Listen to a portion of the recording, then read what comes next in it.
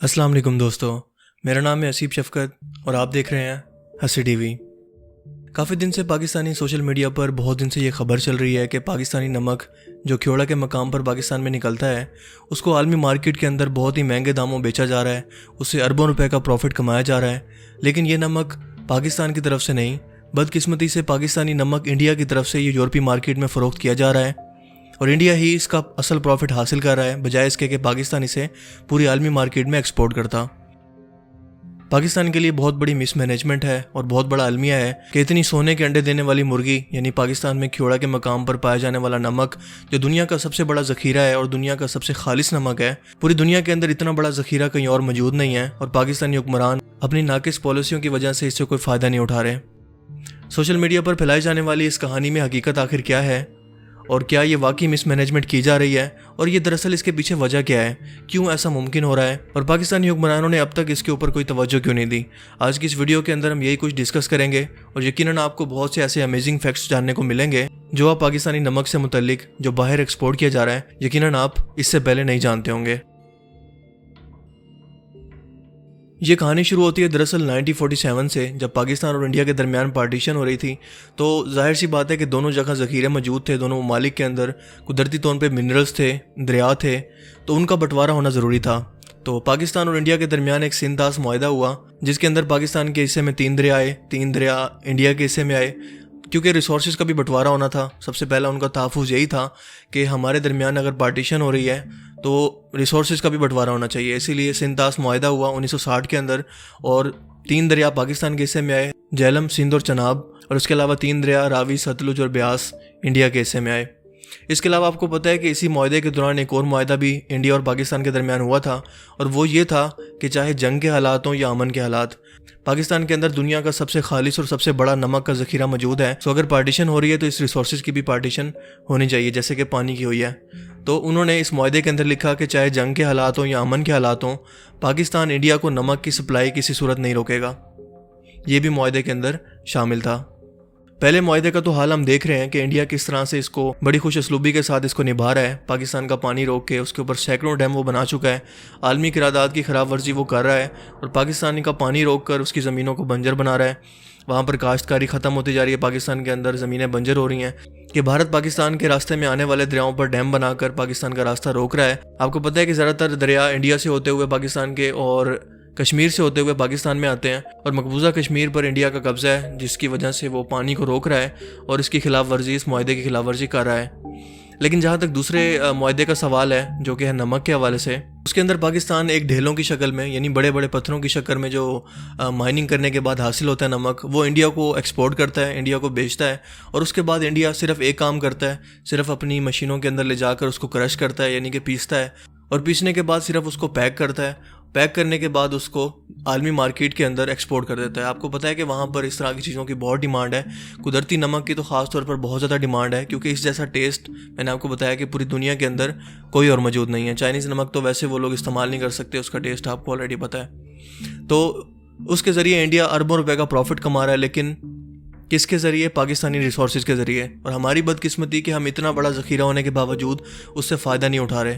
Partition से लेकर अब तक हम लोग फ़ायदा नहीं उठा रहे। उसकी वजह आपको पता है, बदउनवानी, करप्शन, और कोई हुक्मरान जो है वो उस तरफ सोचने को तैयार नहीं है कि इतना बड़ा एक ख़जाना हमारे पास मौजूद है लेकिन हमारे रिसोर्सेज ज़ाया हो रहे हैं, लेकिन दूसरे लोग उससे फ़ायदा उठा रहे हैं। इसी की तरह की मिसाल आपको रेको देख का पता है कि वहाँ पर सोने के ज़खायर बहुत बड़े दरियाफ्त हुए थे, लेकिन उसका ठेका आसिफ जरदारी के दौर में दे दिया गया अमेरिकन कंपनी को और उससे बदले में अरबों डॉलर हासिल कर लिए गए और अब वो आलमी अदालत के अंदर ये मुआहदा चल रहा है। पाकिस्तान ने दोबारा से उस पर हक जताना शुरू कर दिया है कि ये मुआहदा इलीगल हुआ है, हम आपको रिसोर्सेज नहीं दे सकते। लेकिन बहरहाल ये मुआहदा कर लिया गया था आसिफ जरदारी के दौर में और अब उसके ऊपर ये केस आलमी अदालत के अंदर चल रहा है कि या तो हमारे पैसे वापस करो और हमें प्लेंटी के तौर पर ये रिसोर्सेज भी हमारे ही बनते हैं। तो बहरहाल बात हम कर रहे थे नमक के हवाले से, लेकिन अब सवाल यह है कि इंडिया ये किस तरह से कर रहा है, क्या वजह है कि हम पाकिस्तानी हुकूमत इसे रोक नहीं पा रही। दरअसल जब ये मुआहदा हुआ था तो इस मुआहदे के अंदर ये तो लिखा गया था कि ये किसी भी हालत में हम पाकिस्तान इंडिया को सप्लाई नहीं रोकेंगे, लेकिन उसके अंदर कीमत का तयन नहीं किया गया था। ये नहीं लिखा गया था कि कितनी मिकदार देंगे और किस प्राइस के ऊपर इसको इंडिया में एक्सपोर्ट करेंगे। तो इस तरह से इंडिया ने इससे फ़ायदा उठाना शुरू किया और सिर्फ इसको क्रश करने के बाद पूरी दुनिया के अंदर इसको एक्सपोर्ट करने के लिए पूरी दुनिया के अंदर भेजना शुरू कर दिया। लेकिन चीज़ हमारी और फ़ायदा कोई और उठा रहा है, थर्ड पर्सन। और अगर इसी चीज़ का हम पाकिस्तानी फ़ायदा उठाते हैं तो आपको पता है कि हमारे मुल्क की इस वक्त क्या हालत है। हमारा मुल्क इस वक्त कर्ज़ों में डूब चुका है और हम उन कर्ज़ों को उतारने के लिए टैक्स पर टैक्स लगा रहे हैं। उससे नुकसान क्या हो रहा है कि जो मिडिल क्लास तबका है उसके ऊपर ये बोझ पड़ रहा है सारा का सारा। यानी कि हम बिजली महंगी कर रहे हैं, गैस महंगी कर रहे हैं, और जो दूसरी आम इस्तेमाल की चीज़ें हैं, अशिया खुर्दनोश जिसे आप कहते हैं, उसको महंगा कर रहे हैं, मोबाइल कार्ड्स पर टैक्स लगा रहे हैं। तो ये सारे टैक्स लगाने के बाद हम आवाम से ये पैसा कर्ज़ों का वसूल कर रहे हैं। लेकिन क्या ये अच्छा हो कि हम जो हमारे मुल्क में रिसोर्सेज हैं, देखें पाकिस्तान के पास क्या नहीं है, 4 मौसम हैं। पूरी दुनिया के अंदर सिर्फ गिने चुने ममालिक हैं जिनके अंदर ये 4 मौसम आते हैं। उसके पास दरिया मौजूद हों, यानी कुदरती वसाइल से वो मुल्क भरा पड़ा हो, लेकिन फिर भी वो मुल्क कर्ज़ों में डूब रहा हो, तो इसे आप क्या कहेंगे? सिर्फ और सिर्फ इसे आप यही कहेंगे कि बदउनवानी की वजह से, करप्ट हुक्मरानों की वजह से और इसकी मैनेजमेंट ना करने की वजह से प्रॉपरली आज हम ये हालात देख रहे हैं। और इसी हमारी नाक़िस हिकमत अमली का फ़ायदा उठाकर दूसरे लोग इससे फ़ायदा उठा रहे हैं और उससे खूब सारा प्रॉफिट कमा रहे हैं। अब इस मसले का हल क्या है? अब इसको किस तरह से रोका जा सकता है? देखें, अब मुआहदे के अंदर तो ये शामिल है कि हमें इंडिया को हर सूरत इसकी सप्लाई करनी है। लेकिन देखें, पहला अगर मुआहदा देखें पानी का, सिंतास मुआहदा, तो क्या इंडिया उसकी खिलाफ वर्जी नहीं कर रहा? तो क्यों ना हम लोग भी थोड़ी सी डंडी मार लें, हम भी यही करें कि जो हमारे इस्तेमाल के बाद, एक्सपोर्ट करने के बाद जो हमारा नमक बच जाए वो हम इंडिया के हवाले कर दें, इनकी सप्लाई उसकी बहुत कम कर दें। तो इस तरह से हम खुद से आलमी मार्केट के अंदर इसको खुद ही क्रश करें अपने मुल्क के अंदर। क्रशिंग पे आपको पता है कितना खर्चा आ सकता है? अगर बड़े बड़े डेले हैं, बड़े बड़े उसके वो पिलर्स हैं जो आपने क्रश करके निकाले हैं, तो आप उसको सिर्फ क्रश करके पैक करके कितना टाइम लग सकता है? सबसे मुश्किल काम तो उसको निकालना है ना। निकालने के बाद आपको कितना टाइम लगेगा कि आप उसको क्रश करने के बाद आलमी मार्केट में बेचना शुरू कर दें? कोई टाइम भी नहीं लगता। लेकिन सिर्फ और सिर्फ हमें सोचने के लिए वक्त नहीं है। आप यकीन नहीं करेंगे, जो इंडिया को नमक सप्लाई किया जा रहा है उसके ऊपर जितनी कॉस्ट आती है, यानी कि उसको निकालने का जितना खर्चा आता है, उससे भी कम कीमत पर उसको इंडिया को फ़रोख्त किया जा रहा है। कितने हमारे लिए एक अलमिया की बात है कि हमारा इस तरफ कोई ध्यान ही नहीं है। सो हमें थोड़ा सा ढीठ बनना पड़ेगा, इंडिया के साथ थोड़ा सा ढिठाई का मुजाहरा करना पड़ेगा, वरना हम इससे फ़ायदा नहीं उठा सकेंगे इतना आसानी से। हाँ, लेकिन अगर इंडिया हमारे पानी के साथ इंसाफ करता है, अगर वो अपने मुआहदे को नहीं तोड़ता, तो हमें भी ज़रूरत नहीं है अपने मुआहदे को तोड़ने की। लेकिन इस वक्त करंट सिचुएशन में अगर देखा जाए तो हम ये ऑप्शन पर गौर कर सकते हैं। सो ये सारा इशू है। आज का दौर वो दौर नहीं है कि जिसके अंदर ख़त लिखे जाएं और लोगों को अखबारों के ज़रिए बताया जाए कि ये हमारे मुल्क के साथ हो रहा है और ये मिसमैनेजमेंट हो रही है, हमें इसके ख़िलाफ़ खड़ा होना चाहिए, मुजाहरे करने चाहिए। आजकल तो सोशल मीडिया का दौर है और आपको पता है कि एक पोस्ट को लाखों करोड़ों लोग देखते हैं।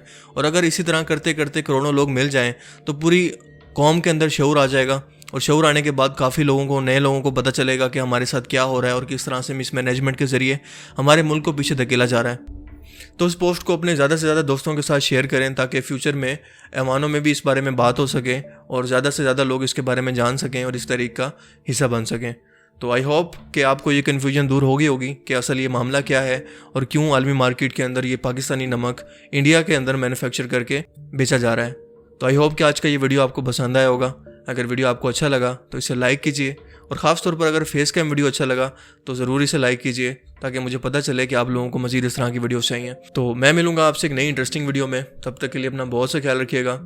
Thanks for watching this video. अल्लाह हाफिज़।